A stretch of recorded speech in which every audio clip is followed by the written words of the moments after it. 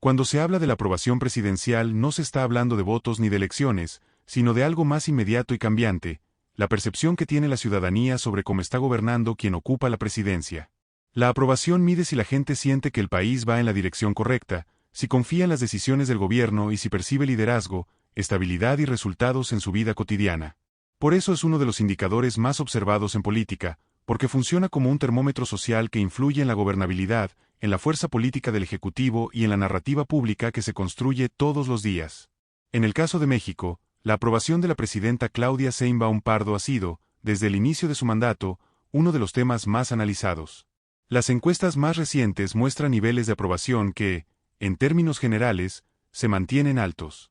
Dependiendo de la casa encuestadora y de la metodología utilizada, los rangos suelen moverse entre el 60 y el 75% de aprobación. Algunas mediciones la colocan en la parte alta de ese rango, especialmente aquellas que realizan levantamientos cara a cara y se enfocan en percepción general del gobierno, mientras que otras, con encuestas telefónicas o en línea, tienden a registrar cifras un poco más moderadas, cercanas al 60 o 62%.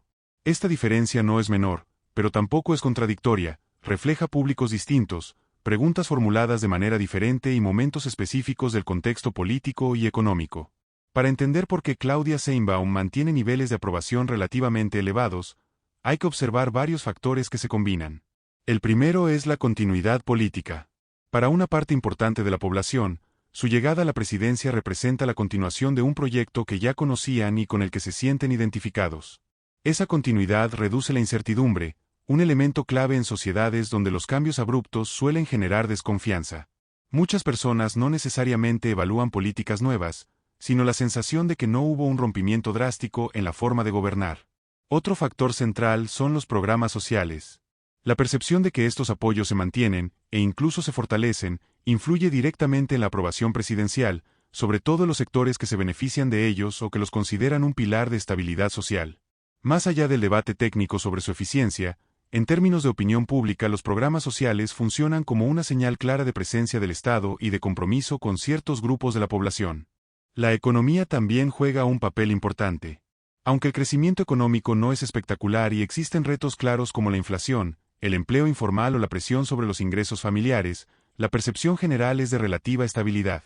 No se vive una crisis abierta ni un colapso económico, y eso, en política, suele favorecer a quien gobierna. Cuando la economía no empeora de forma drástica, muchos ciudadanos tienden a mantener su respaldo, incluso si no sienten mejoras significativas. A esto se suma la imagen personal de Sheinbaum. Para una parte del electorado, su perfil técnico, su estilo más sobrio y su discurso basado en datos proyectan una idea de orden, control y seriedad. En contextos donde la polarización política es alta, esa percepción de liderazgo estable puede traducirse en aprobación, incluso entre personas que no coinciden totalmente con su proyecto político. Sin embargo, no todas las encuestas muestran cifras tan elevadas, y eso también merece análisis. Las mediciones que registran niveles más bajos suelen reflejar críticas relacionadas con temas de seguridad, gestión de crisis específicas o expectativas no cumplidas en ciertos sectores urbanos y de clase media. En estos grupos existe una evaluación más exigente del desempeño gubernamental y una menor tolerancia a errores o decisiones polémicas. Además, el desgaste natural del poder empieza a sentirse conforme avanza el sexenio, y eso se traduce en una aprobación más contenida. También influyen los marcos de referencia. Hay ciudadanos que comparan a Sheinbaum no solo con su antecesor inmediato, sino con estándares más altos de eficacia, transparencia o resultados concretos. Desde esa óptica, la evaluación tiende a ser más crítica, y eso explica por qué algunas encuestas no superan el 60% de aprobación, aun cuando el balance general sigue siendo positivo. Cuando se observa el contexto latinoamericano, la aprobación de Claudia Sheinbaum se ubica en una posición relativamente sólida. En varios países de la región, los presidentes enfrentan niveles de aprobación por debajo del 50%, marcados por crisis económicas, conflictos políticos o escándalos constantes. Sin llegar a niveles extraordinarios, la aprobación de la presidenta mexicana es comparable o incluso superior a la de muchos de sus pares, lo que refuerza la idea de que México atraviesa un periodo de estabilidad política relativa dentro de un entorno regional complejo. En síntesis, la aprobación de Claudia Sheinbaum no es un fenómeno casual ni uniforme. Es el resultado de una combinación de continuidad política, percepción de estabilidad económica, mantenimiento de programas sociales y un estilo de liderazgo que conecta con una parte importante de la población. Al mismo tiempo, Existen críticas reales y sectores inconformes que explican por qué las cifras no son homogéneas. Entender estos matices es clave para ir más allá del número frío de una encuesta y comprender qué está pensando realmente la sociedad mexicana sobre su presidenta y sobre el rumbo del país. Está aumentando el salario en 150%.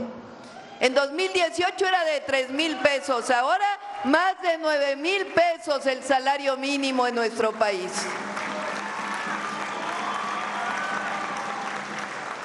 Llegamos a ser el país de toda América Latina y el Caribe con el salario mínimo más bajo. Ahora estamos en los primeros 5 lugares del salario mínimo más alto de toda América Latina y el Caribe. Y eso ha ayudado a mejorar las condiciones de vida de las familias.